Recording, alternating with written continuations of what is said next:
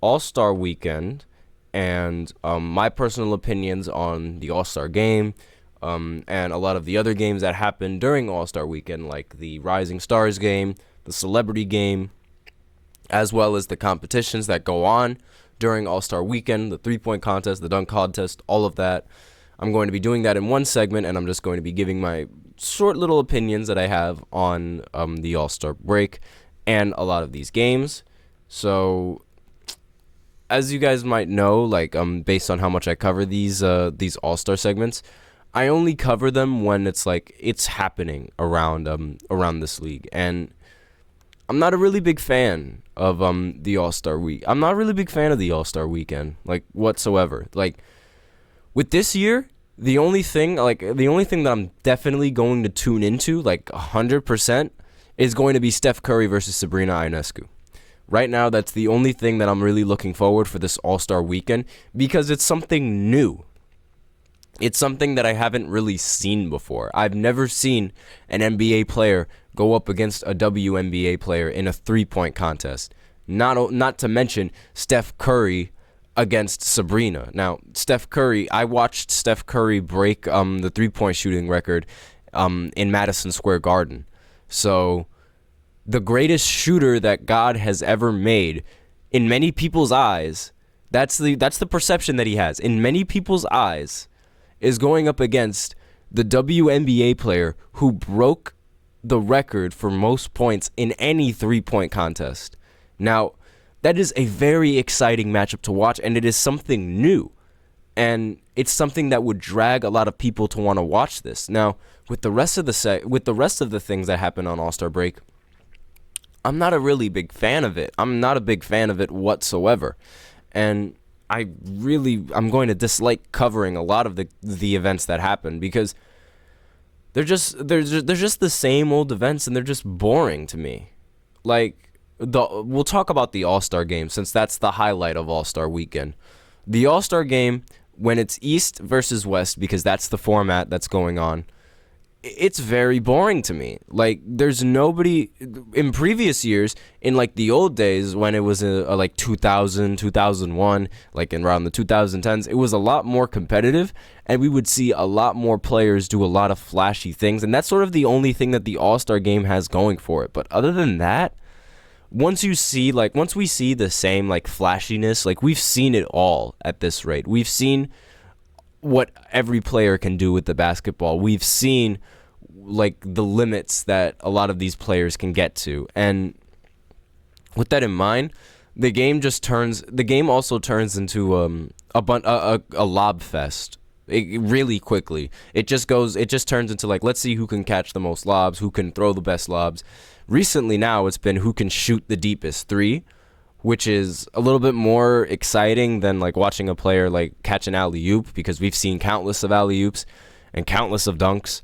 But again, like with that in mind, it's just so boring. And it's like you see the same lob every single time, and it's like, all right, it's like what are you going to do about it? And not only that, but the games, they don't make any type of impact on regular season records whatsoever. It's just boring to me.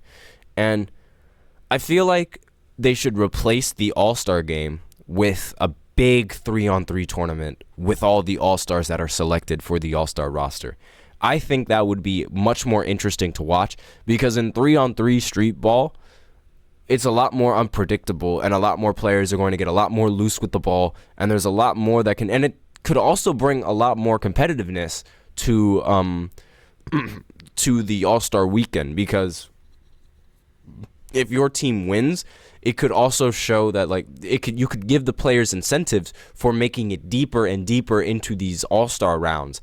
And the NBA likes to do some donations, so after every single quarter of the All-Star game, whichever team ends up winning the quarter wins a donation for their respective donation. So East will get its respective donation, and West will also get its respective donation. They can do that same thing, but with a lot more teams and a lot more players and a lot more different donations. So like they could get one 3-on-3 team to donate to one company, and then another 3-on-3 team to donate to another foundation, and another 3-on-3 team to donate to another one. So it gives a lot more options for for the donations, and it also gives a lot more competitiveness into the All-Star break and into the All-Star weekend, because who doesn't like a 3-on-3 tournament? And who wouldn't want to win a 3-on-3 tournament and prove that you're the best 3 in the league? I would personally I would love to see that.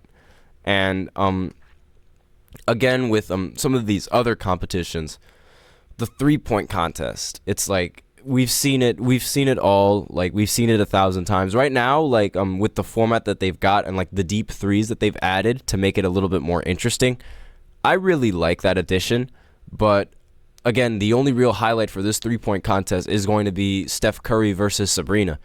And I feel like there's not really much you can do to make the 3-point contest any more exciting. You tune in whenever you want to tune in. Now, the dunk contest has to be removed. Completely has to be removed. If we're not going to have all-star players dunking, if we're not going to have players that we want to see in the dunk contest, don't let it happen. That simple. Like, the dunk contest, it's very, very difficult to watch now, given how many dunks we've seen from a lot of these players, and there's not much creativity that could be thrown at you for a dunk, and a good dunk at least. Like, we've seen all of the good dunks. We've seen East Bay, we've seen 360 no looks, we've seen double clutch reverses. Like, what more can a dunker give to the game than the dunks that we've already seen? It's a lot to ask. And the fact that they have to bring up G League players in order to make the dunk contest a little bit more interesting is a serious, serious problem, in my opinion. It's an NBA dunk contest, not a G League dunk contest, last time I checked.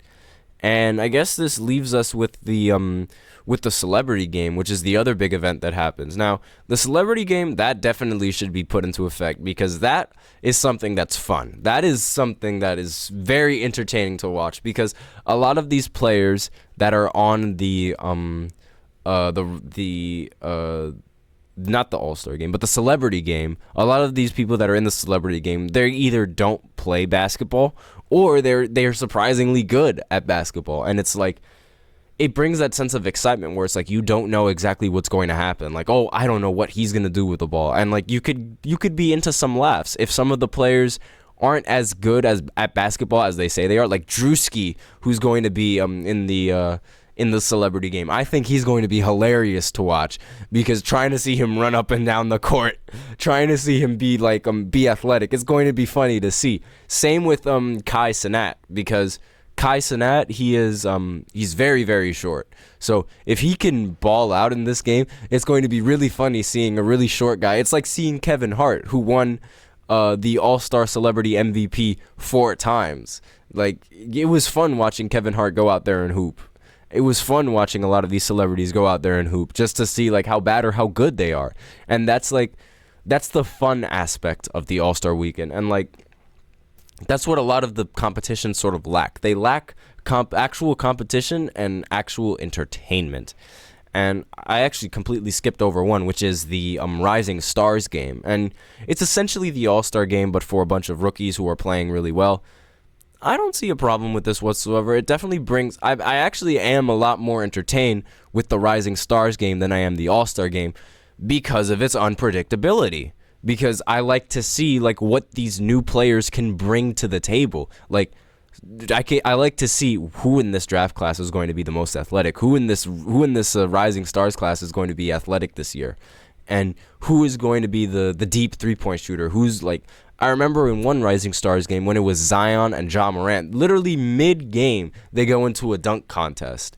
And watching them attempt that, like while some of them have they missed a lot of the dunks, that was really fun to watch, because it was like, oh, are they going to dunk this? What are they going to do? What is he going to do? What's he going to pull out in this game? And we want to see those players in the dunk contest, but we don't get to see them in the dunk contest. So that's like one of the very few times where you get to see a lot of athletic players go for some flashy dunks.